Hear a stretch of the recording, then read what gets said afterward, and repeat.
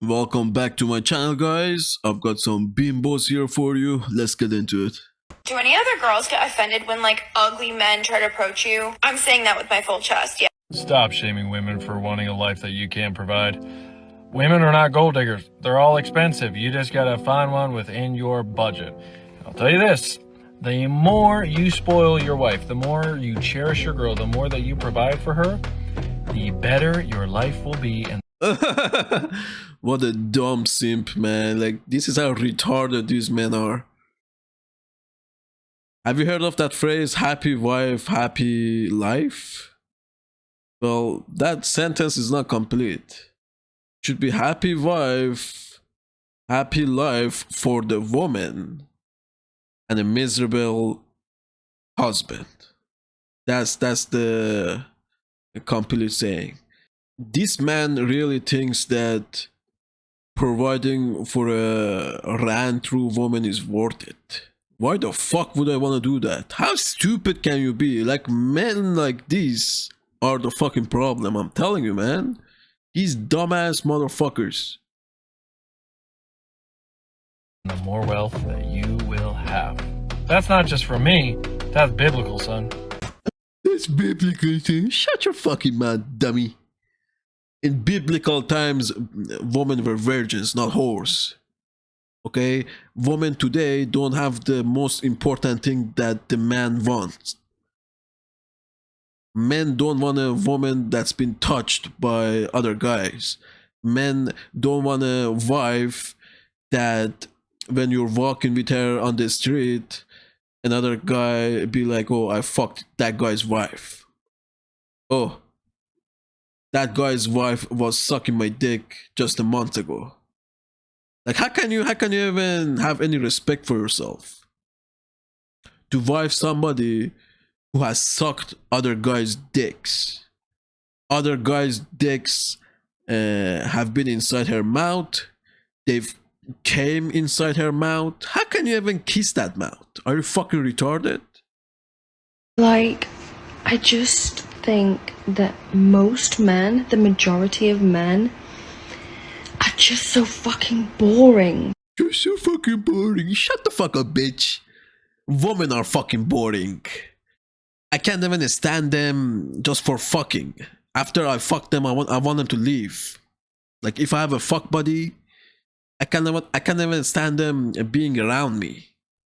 There's nothing to say. Anything that comes out of their fucking mouth is retarded, it's dumb, low IQ. And they're just boring as fuck. And I love how women project their own personality, their own behavior onto men. You're fucking boring, bitch. And they don't have any emotional depth. Like, Women don't have emotional depth. That's the funny part. They're selfish bitches. They cannot put themselves in other people's shoes. They can only see how things benefit them and how they can get things from other people.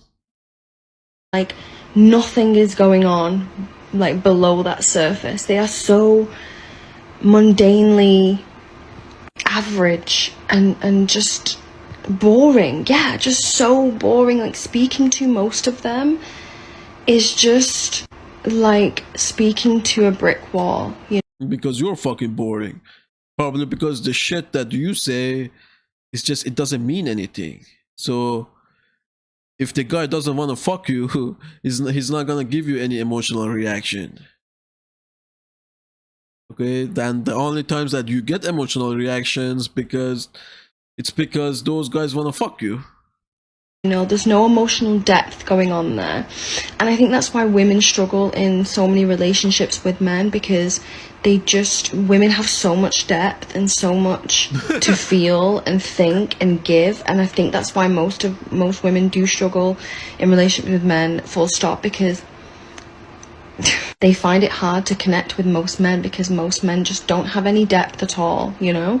And that's why most women will get more out of female friendships, relationships with other women, than they ever will do in friendships with men and romantic partnerships with men. Do men not understand, if you were to act like a man, you are going to get treated like a king. Point blank, period. A lot of you guys act like fucking peasants, act like losers, and you wonder why you're not getting king treatment. Like, what? Why are you confused? I'm confused that you're confused. I don't know one woman that wouldn't go all out for her man if she had a real man step in. I don't know one.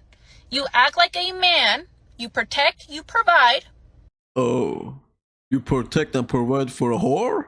No, I'm good, thank you. You go protect and provide for yourself, bitch. You protect, you provide.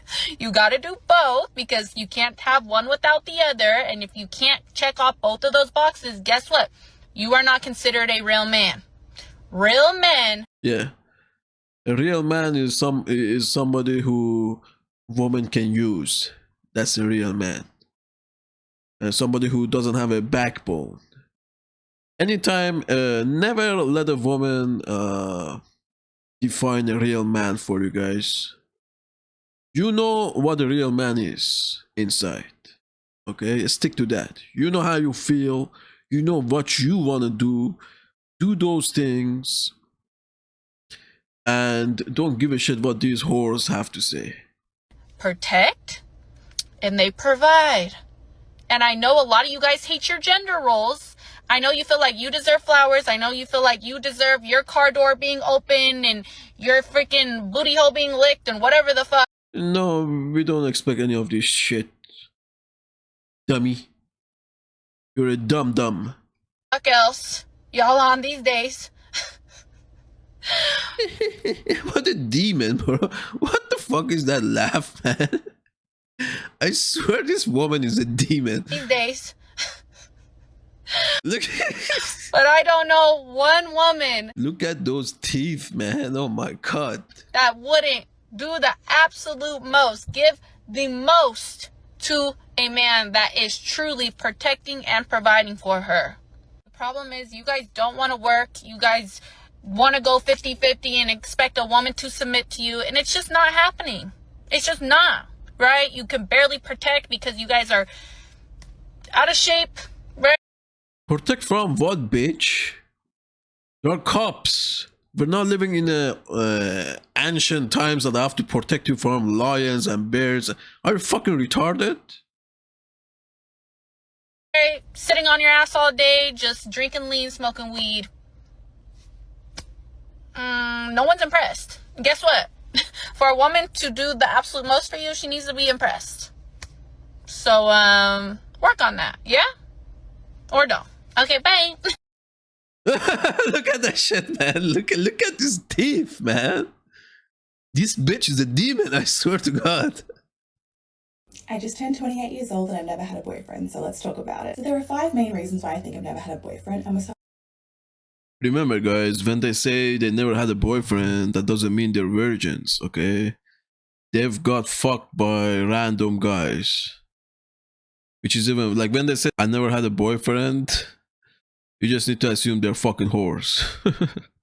They think it's a flex, they think it's a good thing, but in a guy's mind, it's a fucked up thing. starting off really strong with reason number 1, which is that I have deep-rooted rejection and abandonment issues. But this started for me when I was 8 years old and I got a phone call from my dad the day after Father's Day, pretty much saying that he wanted nothing to do with me and he didn't want to be in my life anymore. Oh my god, so she has daddy issues. These girls, girls with daddy issues, most of them are whores. And they're troubles. They're unstable. And they're gonna bring chaos into your life. Now, of course, this messed me up because this is supposed to be someone that loves you unconditionally, and yeah, for context, my parents split up when my mom was 4 months pregnant, but she never kept him away from me, and he was in my life and we had a pretty good relationship up until this point. And I still never know the reason for this phone call. So this was a foundation layer for the brick wall that I started to build around my heart at an early age. And at the same time, I was also getting pretty badly bullied in primary school, so all of these sort of incidents added more bricks to this wall. As I got older and I started having crushes on people and liking people, those feelings weren't reciprocated, so that rejection came to the forefront again and added more bricks to this wall. So as you can imagine, at 28, this brick wall is quite high. Reason number 2, I was a late bloomer. Because of everything that happened to me in my childhood with the bullying and then the incident with my dad, I was so low in confidence and self-esteem when I got to high school. Having a boyfriend was not my top priority, and I couldn't even imagine someone liking me when I didn't even like myself. So then everyone was getting into relationships and having their first kiss and, you know, heartbreaks and all that sort of stuff, and I just wasn't doing that. That has kind of snowballed into adulthood, and I'm still battling with low confidence and self-esteem. So yeah, and for reference, I didn't have my first kiss till I was 22 years old. Reason number 3, I read a lot of romance books, and it has altered my brain in probably not the best of ways. I love romance, I consume it like candy. Isn't it great escapism? It's obviously fiction and it's not realistic, and because I don't have a great frame of reference for what a relationship and what a boyfriend is like, all I'm going off is this fictional book that I'm reading, and so my expectations are incredibly high and incredibly unrealistic.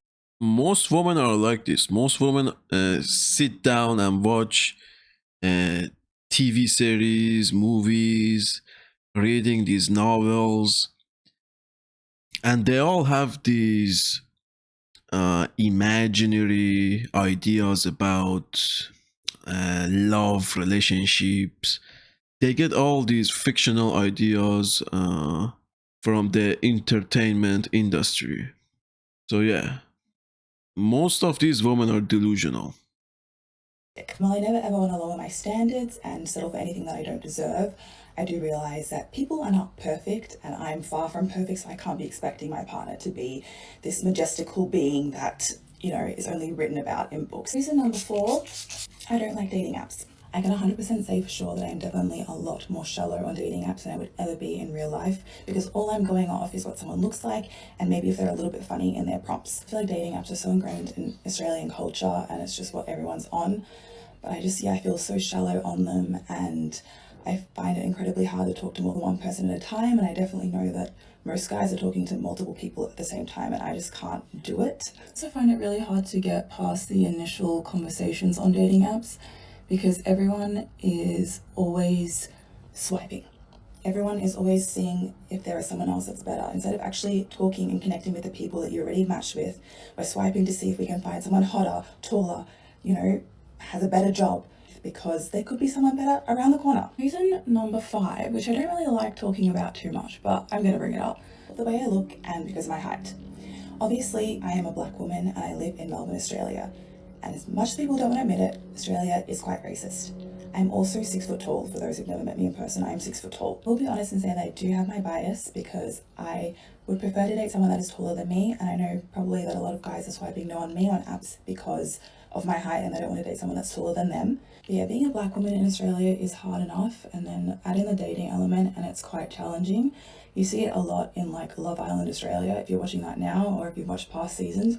You'll often see how black people, especially black women, are treated on those shows, and it's just heartbreaking.